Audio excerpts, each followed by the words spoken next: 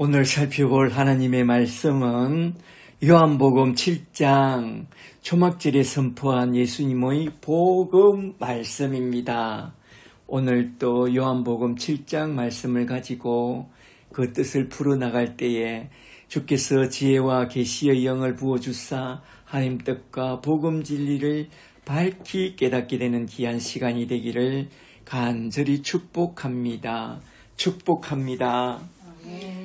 요한복음 7장을 잘 보시면 유대인의 명절인 초막절에 예수님이 선포한 말씀을 중심으로 하여 크게 세 차원으로 나누어서 쭉 전개되고 있는데요. 한번 잘 보세요.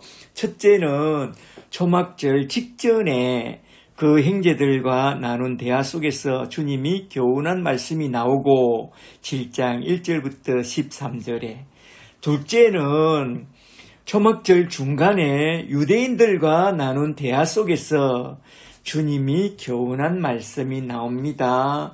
7장 14절부터 36절까지.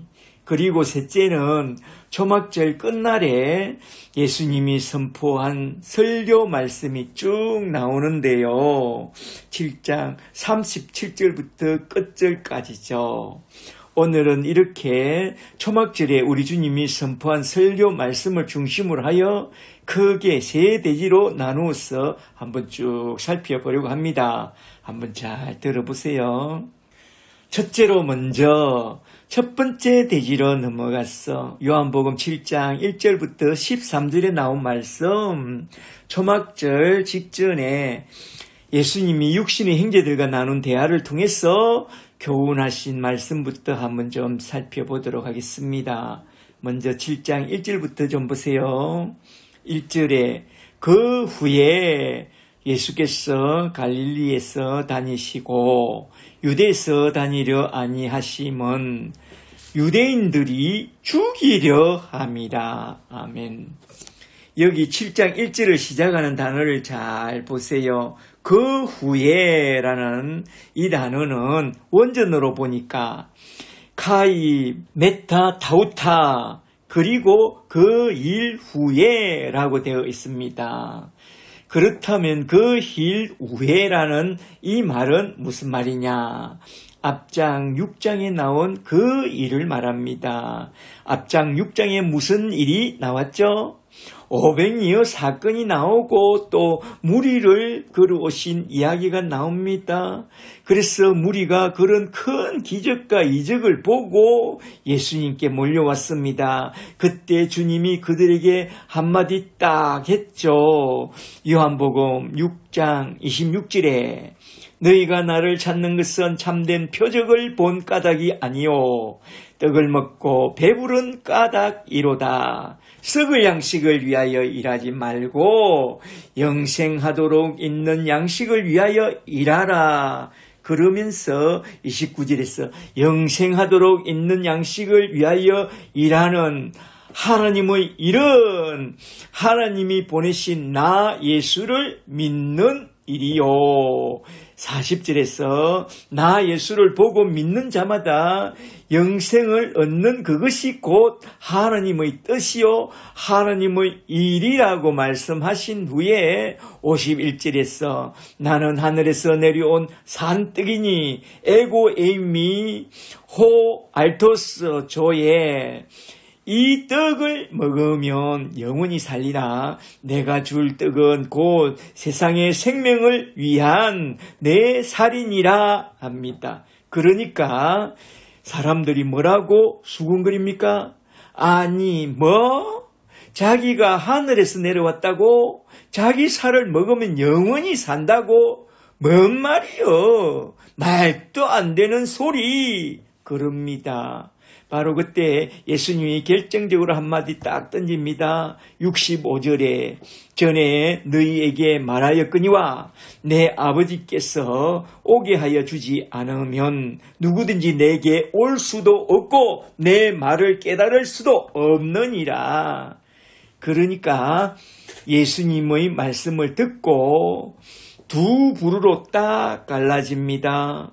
베드로처럼 택한 자녀들은 딱 붙어오고 하나님 말씀이 죽게 있사오니 하면서 딱 붙어오고 유기된 자들은 주님을 다 떠납니다. 그렇게 유기된 자들은 주님을 떠날 뿐만 아니라 7장 1절로 넘어가서 보니 유대인들과 한 당이 되어 예수님을 죽이려고 한다고 사도 요한이 증언하고 있습니다. 잘 보세요. 그들은 왜 주님을 다 떠나고 왜 주님을 죽이려고 했느냐? 그건 로마 제국과 헤롯 왕의 폭정에서 그들을 구원해 줄 그런 힘센 메시아를 기다렸고 예수님이 그 일을 해 주기를 원했습니다. 그들은 예수님을 정치적, 군사적, 경제적 메시아로 생각하고 몰려왔는데 그들의 생각을 묵살하고 너희는 썩어질 세상 것들을 구하지 말고 썩지 않는 하늘 양식을 구하는 자가 되라고 그러면서 복음을 전합니다. 그러니 다들 떠나면서 수군수군 하다가 함께 땅을 지어 예수님을 죽이려고 했던 것입니다. 그런 그들을 잘 보세요. 처음엔 예수님이 행하시는 그 기적과 이적을 보고 열광했습니다. 병든 자 일으키고 죽은 자도 살려내고 귀신을 쫓아내고 오병이어 기적을 행하고 바다를 척척 걸어오고 그런 기적과 이적을 보고 우리 주님을 따랐으나 복음이 선포되자마자 그들은 다들 물러갑니다. 아이고 어렵도다 하면서 여기서 우리는 기적과 이적에 대하여 한번 좀 깊이 생각해 보고 넘어가야 합니다. 많은 이들은 하나님의 일을 하는데 전도하는데 기적과 이적이 큰 도움이 된다고 말합니다. 그렇게 주장하면서 그들이 인도하는 성령 집회나 은사 집회에 가보면 정말로 놀라운 일들이 일어나곤 합니다. 안전병이가 일어나고 귀신이 떠나가고 웬만한 병이 다 낫고 큰 기적과 이적이 일어납니다. 그런데 참 놀라운 것은 그런 집회를 가보면 기적은 있지만 십자가의 복음은 어디에도 없습니다. 기적과 이적을 일으키느라고 바빠서 십자가의 복음은 접어두고 그러는데요. 그렇다면 그런 이적과 기적을 보고 예수를 믿게 되고 구원받는 일이 일어나느냐? No. 그런 기적과 이적을 보고 예수를 믿고 구원받는 게 아니라 우와 대단하다 하면서 그저 감탄할 뿐입니다. 그런 집회에서 기적과 이적을 보인 후에 우리 주님처럼 복음을 딱 전해보면 다들 어렵다 하고 다들 딱 돌아설 것입니다. 돌아설 정도가 아니라 예수님을 죽이려고 돌을 들고 달려들 것입니다. 과연 기적과 이적을 보고 믿음이 생기느냐? No! 아닙니다. 믿음은 들음에서 난다고 했습니다. 하나님의 말씀, 예수 그리스도의 말씀, 십자가의 복음을 듣게 될 때에 믿음이 들어오는데 복음과 함께 구원받을 만한 믿음이 쑥 들어오게 되는 것입니다. 그러므로 기적과 이적을 체험하는 그게 중요한 게 아니라 예수 십자가의 복음을 듣는 그것이 너무나도 중요합니다. 어떠한 기적과 이적으로는 구원으로 이끌지 못한다는 것을 우리는 잘 알아야 합니다. 그리고 복음 말씀을 사모해야 됩니다. 너희는 이적과 기적을 보고 쫓아가지 말고 복음 말씀을 사모하라 이 말입니다. 아시겠어요? 그리고 그런 기적과 신비를 외치는 성령파와 은사파 사람들을 보면 하나의 공통된 특징이 있으니 그들은 하나같이 모두 다 기복과 번영신학을 외치더라 이 말입니다. 기적과 신비가 그들의 사역 속에 나타나서 문제가 해결되고 범사가 잘 되고 교회가 크게 부흥 성장하기를 그들은 원합니다. 이렇게 기적과 신비주의는 언제나 기복과 번영신앙과 함께 갑니다. 그들은 다 사탄의 유혹에 속아서 세상의 왕이 되려고 하는 그런 죄인들이 된 거죠. 그들은 죄인입니다. 요한복음 6장은 그런 죄인들의 실상을 폭로하였고 그리고 7장으로 넘어와서 그 후에 하면서 예수님의 동생들을 통해서 그 죄의 실상을 딱 폭로하고 있습니다. 곧이어 나온 요한복음 7장 2절부터 잘 보세요. 죄인들의 실상을 잘 보라 이 말입니다. 2절에 유대인의 맹절인 초막절이 가까운지라 그 형제들이 예수께 이르되 당신이 행하는 일을 많은 이들이 보게 여기를 떠나 유대로 가소서. 스스로 나타나기를 구하면서 묻혀서 일하는 사람이 없나니 이 일을 행하려 하거든 자신을 세상에 나타내소서 하니 이는 그 형제들까지도 예수를 믿지 아니함이라.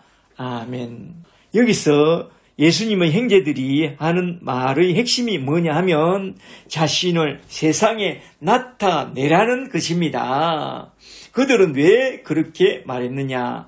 이는 그 형제들이라도 예수를 아직 믿지 아니함이라고 말씀합니다. 교회는 다니지만 믿는다고 하지만 예수님을 제대로 믿지 않는 자들의 특징이 바로 이렇다는 것입니다. 자신을 세상에 나타내는 것으로서 자신을 증명해 보이고 기적과 이적으로 이목을 끌고 유명세를 얻어서 큰 영향력을 행사하면서 하나님의 일을 해보라 이겁니다. 그리하면 본인에게도 우리 가정에도 우리 가문에도 큰 영광이 되지 않겠느냐 이 말입니다. 이게 바로 저 마귀 사탄이 부추기는 세상 정신이요 신앙 없는 자들 속에 있는 세속주의 마귀 사상입니다. 자신을 세상에 나타내소서 그런 세상 정신을 갖고 높은 자리에 앉아서 큰 힘과 큰 영향력을 갖고 나아가면 과연 전도가 잘 될까요? 그건 세속주의요 마귀의 사상일 뿐입니다. 그러면 안 됩니다. 예수님은 그와 정반대로 말씀합니다. 자기를 부인하고 십자가를 지고 나를 따르라. 자기를 증명하고 자신을 나타내는 그런 방식을 거부하라. 나를 본받아 십자가를 지고 예수의 증인이 되라고 했습니다. 속지 마세요. 세상 꼭대기에 앉아서 영향력 있는 높은 자리에 앉아서 예수를 전하고 하나님 일을 하는 그런 번영신앙은 마귀가 가져온 세속주의 마귀사상입니다. 아시겠어요? 성경에는 저 높은 자리와 영향력 있는 자리에 앉아서 예수를 잘 믿으면 나처럼 이렇게 잘 되고 큰 부자가 된다고 하는 그런 전도 방식은 전혀 없습니다. 그러니까 성경을 똑바로 보라 이 말입니다. 세상에서 큰 자가 되고 부자가 되고 세상의 꼭대기에 앉아서 큰 영향력을 갖고 너희도 이렇게 하면 큰 복을 받게 된다고 외쳤던 자들은 모두 다 타락하여 사탄의 종이 되어버렸습니다. 번영신앙이 되어버렸습니다. 과거 로마 콘스탄틴 시대에 기독교가 그런 큰 힘과 권력을 갖게 되더니만 급속하게 타락하기 시작했고 우리나라 조인김 목사와 두란노 4인방 목사가 큰 힘을 가져야 한다고 외치고 큰 교회를 외치더니만 그들을 본받아 성공을 구가하는 오늘날 조국 교회를 좀 보세요. 다들 대행주의 번영신앙이 되어버렸습니다. 썩지 않는 하늘에 속한 생명약식은 모두 다 제껴버리고 성공주의로 마구 달려가고 있습니다. 잘 보세요. 큰 자가 되고 부자가 되고 힘이 있는 높은 자리에 앉으라는 그것은 저 마귀의 유혹입니다. 속지 마세요. 우리 주님은 그런 마귀 사탄의 유혹을 물리치라고 했습니다.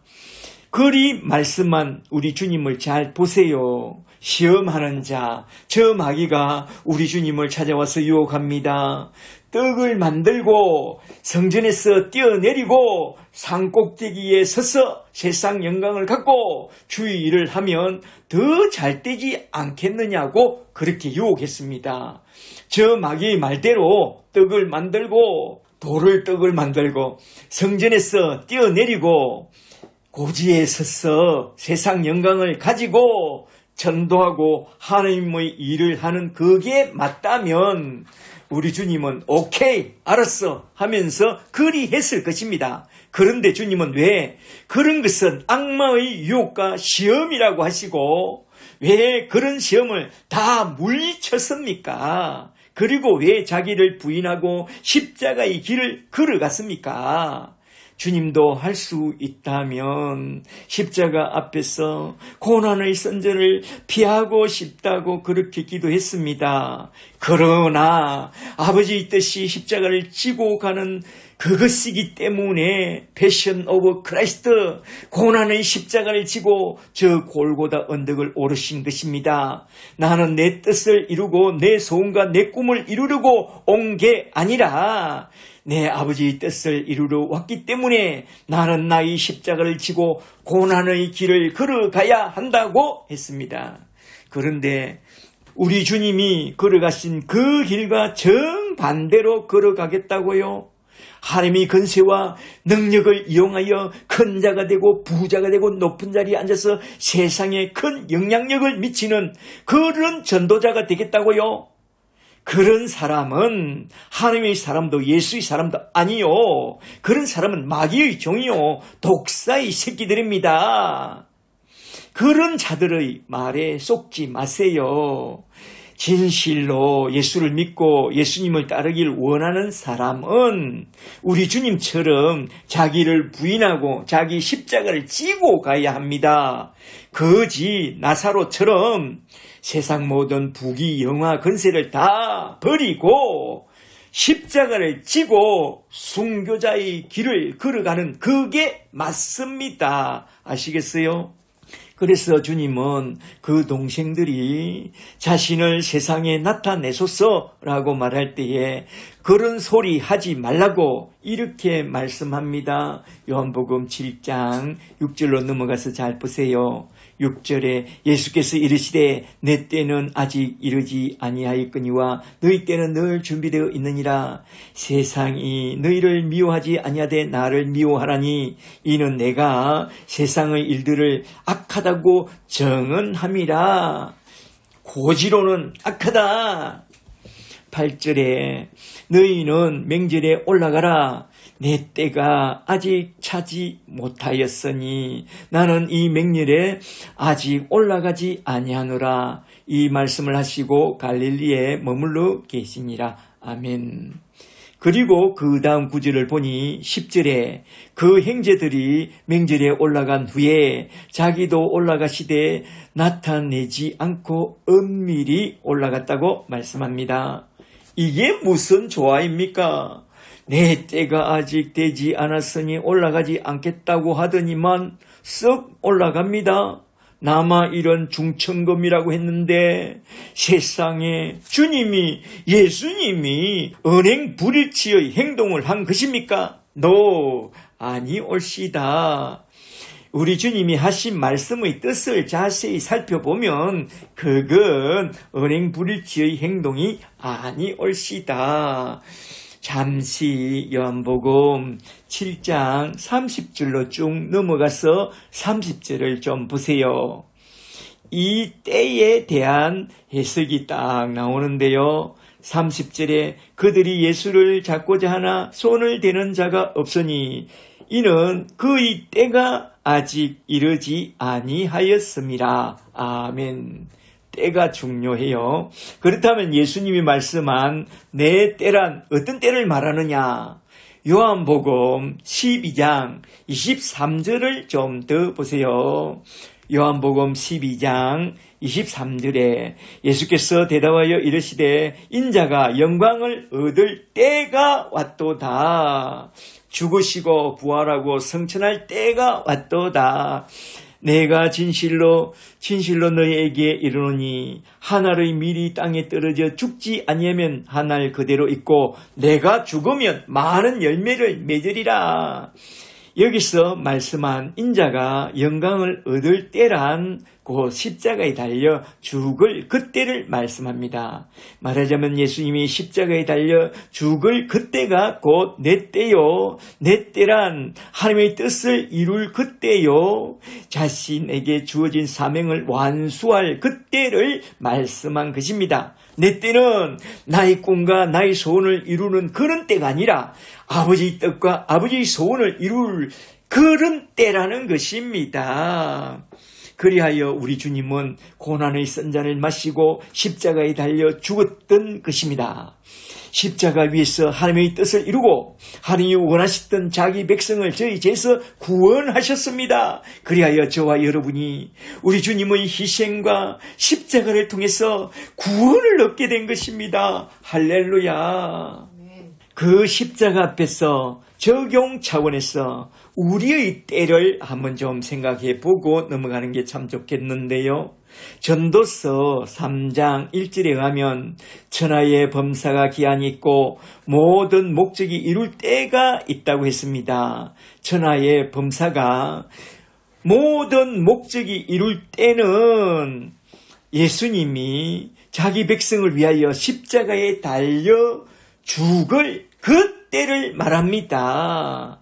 그렇다면 우리의 때는 언제입니까? 십자가에 달려 죽음으로써 다른 사람들을 구원해내는 때요. 내가 죽음으로써 부르심의 사명을 이룰 때입니다. 우리는 그 때와 그 시기는 모릅니다. 그러나 그 때와 그 시기는 우리 하나님의 손 안에 있다고 했습니다. 저는 그 때를 늘 기다리고 고대하면서 사도 바울처럼 나의 달려갈 길과 주 예수께 받은 사명 곧 하나님의 은혜의 복음을 전파하는 일을 마치려 하면은 나의 생명조차 조금도 귀한 것으로 여기지 않고 순교자의 마음으로 나의 남은 때를 살아가기를 간절히 원합니다. 나의 남은 때를 우리 주님이 주신 사명의 빛 안에서 해석하면서 부르심의 사명을 따라 살아가기를 원합니다. 내가 죽어서 한 사람이라도 그 영혼을 살려내고 가는 그러한 예수 그리스도의 사람으로서 나의 십자가를 지고 가고 싶습니다. 나에게 주신 달란트, 나의 지식, 나의 재물, 나의 가정, 나의 직장, 나의 재능, 내게 주신 그 모든 것은 우리 주님이 주신 사명을 이루고 돌아오라고 주신 것이라는 것을 저는 잘 압니다. 내게 주신 그 모든 것은 더 큰 자가 되고 더 큰 부자가 되고 더 큰 높은 자리에 앉아서 꽃길을 걸으라고 주신 것이 아닙니다. 우리 기독교의 신앙에는 꽃길이 없습니다. 아골골짝 빈들에도 주의 복음 들고 가라고 주신 그런 선물이라는 것을 잘 알고 나의 십자가 지고 오늘도 하루길 나그네 길을 잘 달려가기를 원합니다. 할렐루야. 아멘. 오늘도 하루길 나그네 길을 나 혼자 가야 해. 멀고도 험한 길 나그네 길을 나 혼자 가야 해. 나 혼자 가야 해. 갈래갈래 갈린 길이라도 내게 주신 주의 길 따라가려고. 갈래갈래 갈린 길이라도 내게 주신 주의 길 따라가려고. 아멘. 할렐루야. 이제 두 번째 대지로 넘어가서 요한복음 7장 14절부터 36절에 나온 말씀, 유대인의 맹절 초막절 중간에 예수님이 유대인들과 대화를 통해서 교훈해 주신 말씀을 한번 좀 살펴보고 넘어가도록 하겠습니다. 먼저 7장 14절부터 좀 보세요. 14절에 이미 맹절의 중간이 되어 이제 맹절의 중간이 됐습니다. 예수께서 성전에 올라가사 가르치시니 유대인들이 놀랍게 여겨 이르되 이 사람은 배우지 아니하였거늘 어떻게 그를 이렇게 잘 아느냐 하니, 사실은 그 당시 유대인들은 해당해서 13세까지 성경을 배웁니다. 16절에 예수께서 대답하여 이르시되 내 교훈은 내 것이 아니요 나를 보내신 이의 것이니라. 사람이 하나님의 뜻을 행하려 하면 이 교훈이 하나님께로부터 왔는지 내가 스스로 말함지 알게 되리라. 아멘. 여기 16절에서 예수님이 하신 말씀을 잘 보세요.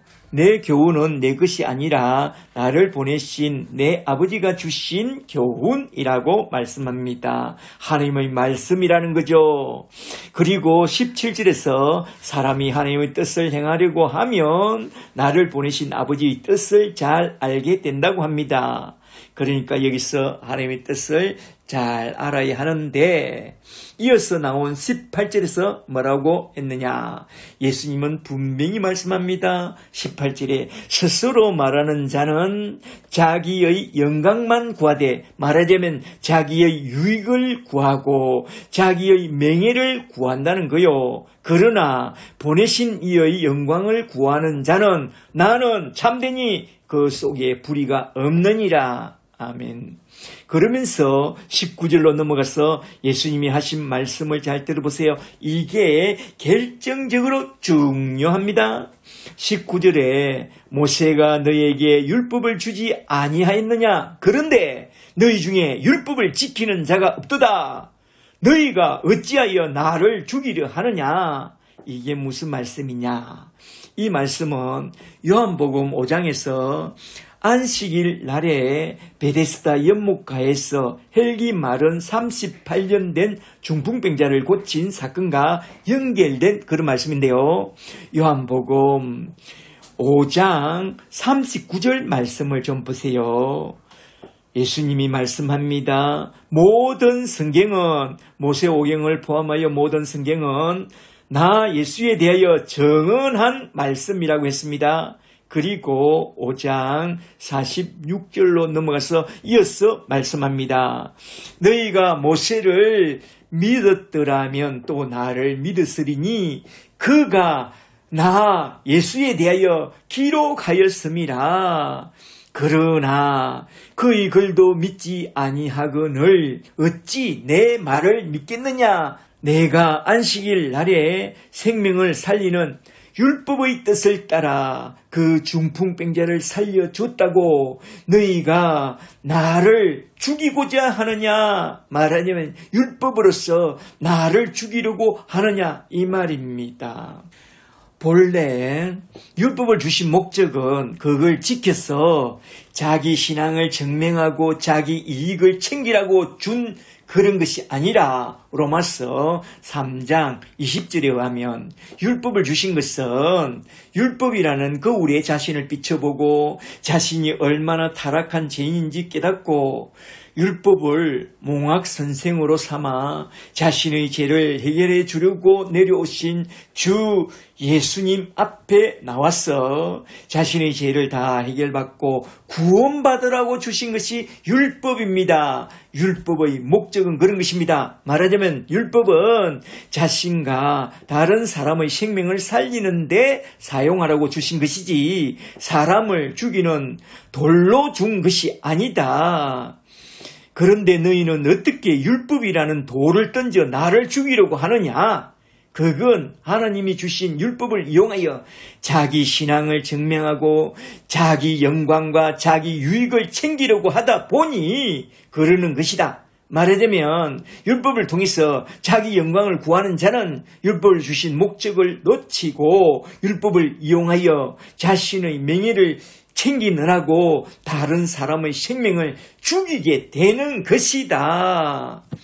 그러나 율법을 주신 하나님의 뜻을 아는 자는 그 율법을 주신 궁극적인 목적이 자기의 죄를 깨닫고 자기의 죄를 해결해 줄 수 있는 하나님 아들에게 나아가서 제사함부터 받고 또한 다른 사람도 제사함을 받도록 예수님에게로 인도하는 그것이 참된 율법을 지키는 일이다. 그런데 너희가 율법을 지키느냐? 지키지 않는다. 왜 나를 죽이려 하느냐? 모세의 율법을 받은 너희들 중에 그런 율법을 지키는 자가 하나도 없도다. 그러므로 너희가 나를 죽이려 하는도다. 7장 19절에서 예수님은 그들의 마음을 다 아시고 이렇게 말씀하신 것입니다. 바로 그때 20절에서 그들이 말합니다. 당신은 귀신이 들렸도다. 누가 당신을 죽이려 하나이까? 합니다. 자신의 악한 마음이 들켰으면 회개해야지 도리어 예수님을 몰아붙입니다. 이게 뭡니까? 이게 뭐냐? 이걸 예수님은 외식하는 자라고 했습니다. 자기의 영광과 자기의 유익을 위하여 외식하는 자들이 어떻게 행하는지 한번 잘 들어보세요. 마태복음 6장 1절을 좀 보겠습니다. 마태복음 6장 1절에 사람에게 보이려고 그들 앞에서 너희 의를 행하지 않도록 주의하라. 그리하지 아니하면 하늘에 계신 너희 아버지께 상을 받지 못하느니라. 여기서 주님이 말씀하신 상은 천국에 들어가는 그 상급을 말하는데요. 이런 자들은 천국에 못 들어간다 이 말입니다. 마태복음 6장 2절을 좀 더 보세요. 여기서 유대인들의 외식에 대하여 이렇게 말하고 있는데 외식이란 사람에게서 영광을 받으려고 행하는 그 모든 행위가 외식이라는 것입니다. 마태복음 6장 2절에 그러므로 구제할 때에 외식하는 자가 사람에게서 영광을 받으려고 회당과 거리에서 하는 것 같이 너희 앞에 나팔을 불지 말라. 진실로 너희에게 이르노니 그들은 자기 상을 이미 받았느니라. 그렇게 되면 천국에 들어가는 그 상급은 받지 못한다 이거죠. 그리고 마태복음 6장 5절을 좀 더 보세요. 여기서는 사람에게 보이려고 하는 그 모든 일을 외식이라고 말합니다. 마태복음 6장 5절에 또 너희는 기도할 때에 외식하는 자와 같이 하지 말라. 그들은 사람에게 보이려고 회당과 큰 거리 어귀에 서서 기도하기를 좋아하느니라. 외식하는 자는 이렇게 신앙을 빙자하여 자기 영광을 챙기고 자기 이익을 챙겨 나갑니다. 그렇게 자기 영광과 자기 명예와 자기 이익을 챙기는 자들은 어떤 일까지 범하게 되느냐.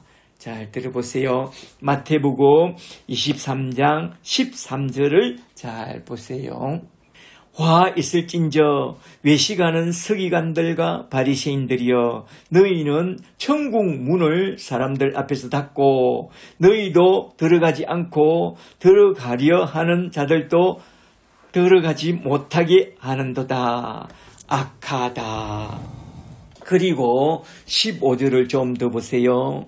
15절에 화 있을진저 외식하는 서기관들과 바리새인들이여 너희는 교인 한 사람을 얻기 위하여 바다와 육지를 두루 다니다가 생기면 너희보다 배나 더 지옥 자식이 되게 하는도다. 이게 유대교에서만 일어나는 일입니까?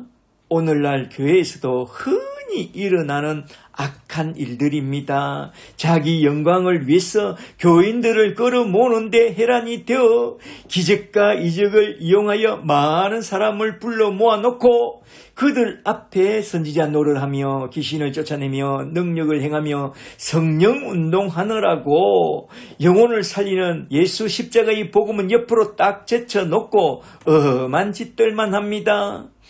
기적과 신비주의는 기복과 번영신앙과 악우가 딱딱 들어맞아서 배나 더 지옥 자식을 만들어 나갑니다. 그래서 마태복음 23장 33절에서 예수님이 그런 자들을 향하여 이렇게 선포합니다. 마태복음 23장 33절에 뱀들아 독사의 새끼들아 너희가 어떻게 지옥의 판결을 피하겠느냐. 지옥의 판결을 너희는 피할 수 없느니라. 율법을 받은 유대교 사람들의 열심을 잘 생각해 보세요. 자기의 영광과 자기의 이익을 위하여 얼마나 열심을 내는지 율법을 지켜서 하나님한테 잘 보여서 큰 부자가 되고 크게 되고자 합니다. 그들은 로마서 10장 2절을 좀 보세요. 로마서 10장 2절에 내가 증언하노니 그들이 하나님께 열심히 있으나 올바른 지식을 따른 것이 아니라 하나님의 의를 모르고 자기 의를 위하여 자기 영광을 위하여 힘써 하나님의 의에 복종하지 아니하느니라.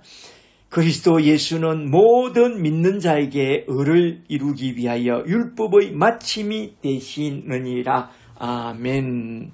하나님에 대하여 율법에 대한 열심은 예수 그리스도의 십자가에서 끝내야 합니다. 모든 율법은 그리스도 예수께로 인도하는 것으로서 그 사명은 율법의 사명은 십자가 앞에서 다 끝났기 때문입니다. 그러므로 이제 우리가 사는 것은 저 십자가에 나를 못 박아 버리고 말하자면 나의 영광과 나의 유익을 위한 그런 나의 열심을 저 십자가에 다 못 박아 버리고 내 안에 차고 들어온 예수 십자가의 복음과 성령님을 따라서 살아야 합니다. 복음과 성령님을 붙잡고 사는 그게 곧 자기 영광을 버리고 하나님의 영광과 하나님 뜻을 이루는 그런 삶입니다. 그런 삶을 살게 되기를 축복합니다. 사람을 죽이는 사람이 아니라 생명을 살리는 그런 사람들이 다 되시기를 주의 이름으로 축복합니다. 그리고 이어서 나온 요한복음 7장 20절을 좀 더 보세요. 7장 20절에 누가 당신을 죽이려 하나이까? 예수께서 대답하여 이르시되 내가 한 가지 일을 행하매 너희가 다 이로 말미암아 이상히 여기는도다. 22절에 모세가 너에게 할례를 행하였으니 그러나 할례는 모세에게서 난 것이 아니요 너희 조상 아브라함에게서 난 것이라. 그러므로 너희가 안식일에도 사람에게 할례를 행하느니라. 모세의 율법을 범하지 아니하려고 사람이 안식일에도 할례를 행하는 일이 있거늘 내가 안식일에 사람의 전신을 건전하게 건강하게 한 것으로 나에게 노여워하느냐? 외모로 판단하지 말고 공의로 판단하라. 이게 무슨 말씀이냐? 예수님이 율법의 원리대로 안식일에 베데스다 연못가에서 38년 된 헬기 마른 중풍병자를 살려낸 것을 갖고 저 유대인들이 안식일 준수 문제로 예수님을 죽이려고 했던 그 문제를 갖고 와서 율법을 갖고 외모로 사람을 판단하여 죽이는 그런 자가 되지 말고 모세를 통해서 율법을 주신 그 목적대로 공의로 판단하며 생명을 살리는 그런 자가 되라 이 말입니다. 이렇게 두 번째 대지에서 예수님이 하신 핵심 교훈은 율법을 지킴으로써 자기의 영광과 자기의 이익을 챙기려고 외모로 다른 사람을 판단하고 죽이는 그런 자가 되지 말고 율법을 주신 목적대로 자신의 죄를 깨닫고 십자가 앞에 나와서 구원을 받으며 하나님의 공의를 따라 사람을 살려내는 그런 사람이 되라는 것입니다. 저와 여러분은 사람을 죽이는 그런 사람이 아니라 사람의 생명을 살려내는 그런 예수의 사람들이 다 되시기를 주 예수 그리스도의 이름으로 간절히 축복합니다. 축복합니다. 이제 세 번째 대지로 넘어가서 요한복음 7장 37절부터 52절에 나온 말씀, 초막절 끝날에 예수님이 선포하신 설교 말씀을 한번 쭉 살펴보고 딱 마치고자 합니다. 먼저 7장 37절부터 좀 보세요. 37절에 맹절 끝날 곧 큰 날에 예수께서 서서 외쳐 이르시되 누구든지 목마르거든 내게로 와서 마시라. 나를 믿는 자는 성경에 이름과 같이 그 배에서 생수의 강이 흘러나오리라 하시니 이는 그를 예수를 믿는 자들이 받을 성령을 가리켜 말씀하신 것이라. 예수께서 아직 영광을 받지 아니하셨으므로 말하자면 부활 성천하여 보내주실 성령이 아직 그들에게 계시지 아니하시더라. 아멘. 여기서 우리는 잠시 맹절, 곧 유대인의 3대 맹절을 좀 생각해보고 넘어가는 게 참 좋겠는데요. 구약 성경을 보면 언제나 여호와의 3대 절기를 영원한 규례로 대대에 지키라고 그리 맹합니다. 그 3대 절기가 뭐죠? 첫째가 유월절, 둘째가 맥추절, 그리고 오순절이라고 하죠. 셋째가 초막절인데요. 왜 이걸 꼭 지키라고 했느냐? 잘 들어보세요.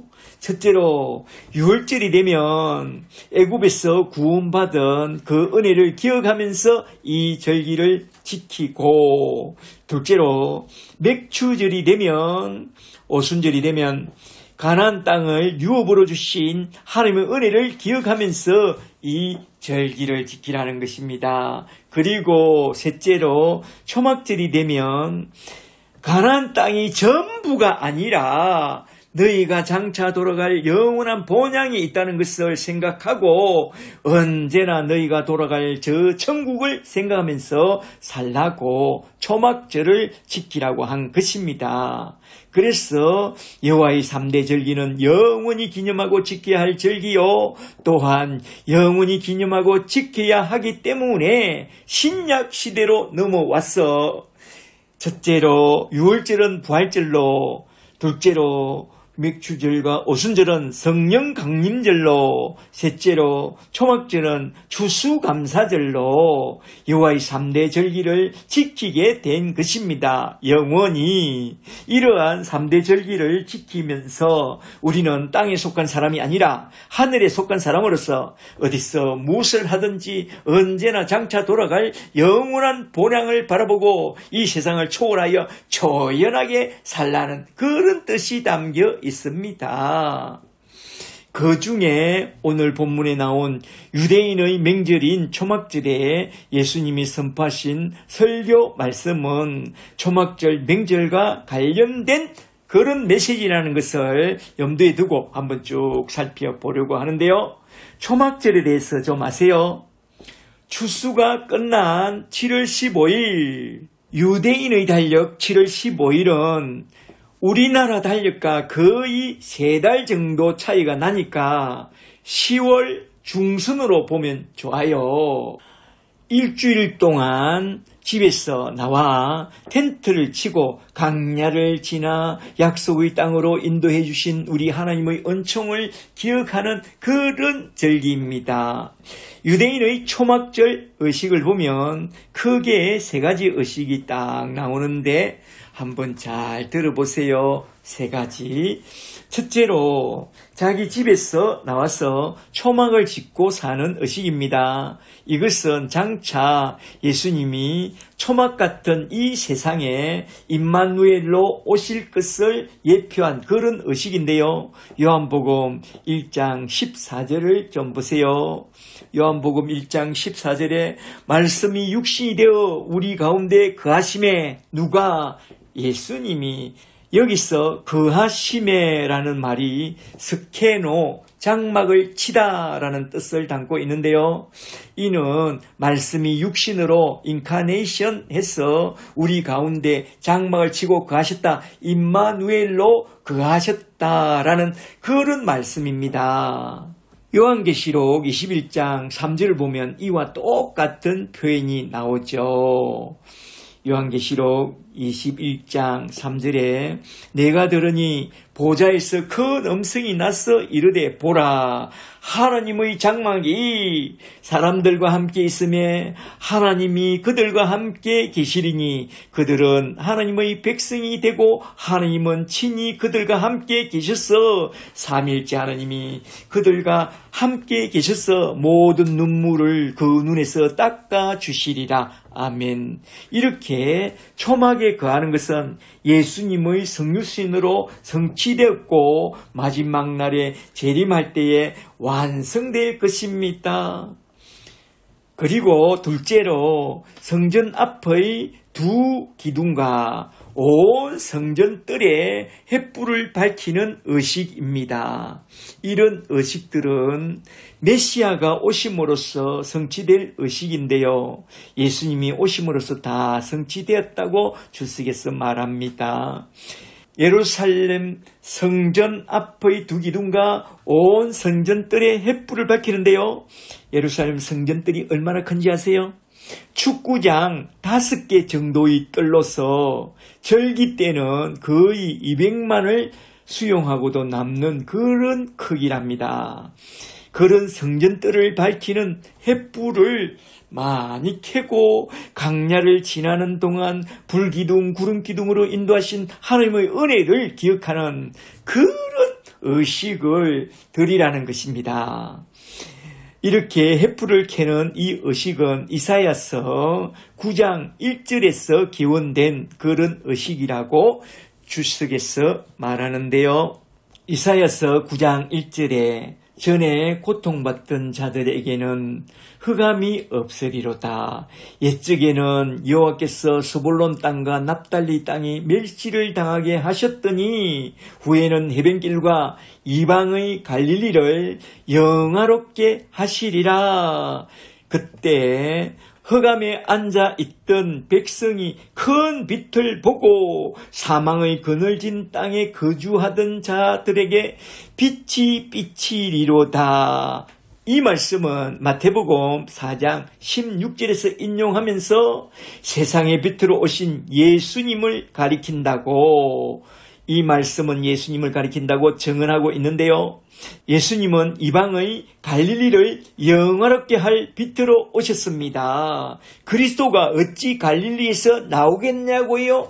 그리스도가 너희가 이방으로 여기는 저 갈릴리에서 나올 것이라고 이사야서에서 분명하게 이렇게 예언해 놓았습니다. 그리고 요한복음 1장 4절과 9절에서 예수님은 생명의 빛이요 세상에 와서 비치는 참 빛으로 온 자라고 증언하고 있습니다. 이렇게 예수님은 생명으로 인도하는 빛이요 우리의 참된 빛입니다. 그리고 계시록 21장 22절에서 예수는 천국의 빛이라고 증언하고 있습니다. 계시록 21장 22절에 그 성은 새 예루살렘 성은 해나 달의 비침이 쓸데없으니 이는 하늘의 영광이 비치고 어린 양이 그 등불이 되심이라. 그리고 계시록 22장 5절을 좀 더 보세요. 계시록 22장 5절에 천국에는 다시 밤이 없겠고 등불과 햇빛이 쓸데없으니 이는 주 하나님과 예수님이 그들에게 빛을 비추시리라. 예수님은 천국의 빛이요 생명의 빛이십니다. 그리고 요한복음 8장 12절에서 예수님은 그 빛을 이렇게 선포했습니다. 예수님의 말씀을 잘 들어보세요. 요한복음 8장 12절에 이르시되 나는 세상의 빛이니 에고 에이미 호 포스 나를 따르는 자는 어둠에 다니지 아니하고 생명의 빛을 얻으리라. 그러므로 저와 여러분은 생명의 빛이 되신 예수님을 따라가며 그 생명을 얻게 되기를 주 이름으로 간절히 축복합니다. 그리고 셋째로 실로암 연못에서 물을 푸다가 성전 제단 앞에 있는 높바다에 붓는 의식이 있는데요. 이것은 에스겔서 47장에서 기원된 그런 의식이라고 주석에서 말해요. 에스겔서 47장 1절을 좀 보세요. 47장 1절에 그가 나를 데리고 성전 문에 이르니 성전의 앞면이 동쪽으로 향하였는데 그 문지방 밑에서 물이 나와 동쪽으로 흐르다가 성전 오른쪽 제단 남쪽으로 흘러내리더라. 그리고 8절을 보면 이 물이 동쪽으로 향하여 흘러 아라바로 내려가서 바다에 이르니 이 흘러내리는 물로 그 바다의 물이 되살아나더라. 그리고 12절에 강 좌우가에는 각종 먹을 가실나무가 자라서 그 잎이 시들지 아니하며 열매가 끊이지 아니하고 달마다 새 열매를 맺나니 그 잎사귀는 귀한 약재로가 되더라. 아멘. 달마다 새 열매를 맺는다. 그러면 지상 모습이 아니죠. 이 예언의 말씀은 장차 계시록 마지막 장 22장에서 성취되고 이루어질 말씀이라고 했습니다. 계시록 21장 1절을 한번 잘 보세요. 계시록 22장 1절에 또 그가 수정같이 맑은 생명수의 강을 내게 보이니 하나님과 및 어린 양의 보좌로부터 흘러나와서 길 가운데로 흐르더라. 강 좌우에 생명나무가 있어 12가지 열매를 맺되 달마다 그 열매를 맺고 에스겔서와 똑같죠? 달마다 그 열매를 맺고 그 나무 잎사귀들은 만국을 치료하기 위하여 있더라. 아멘. 이렇게 물이 흘러나오는 그 성전은 예수님 자신이라고 요한복음 2장 19절에서 말씀하고 있습니다. 요한복음 2장 19절에 예수께서 대답하여 이르시되 너희가 이 성전을 헐라 내가 사흘 동안에 일으키리라. 이는 성전된 자기 육체를 가리켜 말씀하신 것이라. 저 예루살렘 성전은 예수 그리스도의 몸을 상징한다 이 말입니다. 그러니까 참 성전이신 예수님으로부터 흘러나오는 그 물은 생명수요 세상을 살려내는 그런 생명수라는 것입니다. 장차 천국에 올라가 보세요. 하나님과 어린 양의 보좌 예수님의 보좌로부터 흘러나오는 생명수 강이 흐르는데 그 생명수 강은 생명을 살리는 생명수라는 것입니다. 그래서 예수님은 명절 끝날 곧 큰 날에 서서 외칩니다. 누구든지 목마르거든 내게로 와서 마시라. 말하자면 예수님으로부터 흘러나오는 그 생명수를 너희는 와서 마시라고 말씀하신 것입니다. 그 생명수를 받아 먹으라 이 말입니다. 그 당시 초막절 동안 유대인들은 실로암에 가서 실로암에서 물을 뜨다가 성전 제단 앞 높바다에 물이 차고 넘치도록 부어드렸는데요. 물을 부어드리던 바로 그 놋제단 앞에 서서 이렇게 외친 것입니다. 요한복음 7장 37절을 다시 잘 보세요. 37절에 맹절 끝날 초막절 맹절 끝날 큰 날에 예수께서 서서 외쳐 이르시되 누구든지 목마르거든 내게로 와서 마셔라. 이 놋제단의 물이 무엇을 상징하느냐? 나 예수로부터 흘러나오는 물을 상징한다. 그러니까 내게로 와서 마시라. 나를 믿는 자는 성경에 이른과 같이 그 배에서 생수의 강이 흘러나오리라 하시니 이는 그를 믿는 자들이 받을 성령을 가리켜 말씀하신 것이라. 예수께서 아직 영광을 받지 아니하셨으므로 죽으시고 부활하고 성천하지 아니하셨으므로 성령이 아직 그들에게 계시지 아니하시더라. 아멘. 여기서 놀랍게도 우리 주님은 성령론 교리를 딱 선포합니다. 잘 보세요. 언제나 예수님의 설교는 그 결론이 성령론으로 딱 결론 내립니다. 사도행전 1장에서 주님이 성천하기 전에 마지막으로 설교한 마지막으로 남긴 말씀을 잘 보세요. 너희는 내가 성천한 후에 보내주실 하나님의 영, 예수의 영, 보혜사 성령을 받고 새롭게 거듭난 새로운 피조물이 되고 새 사람이 되거든.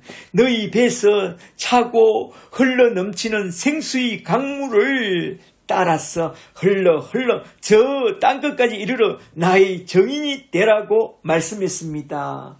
이것이 예수님의 설교의 결론입니다.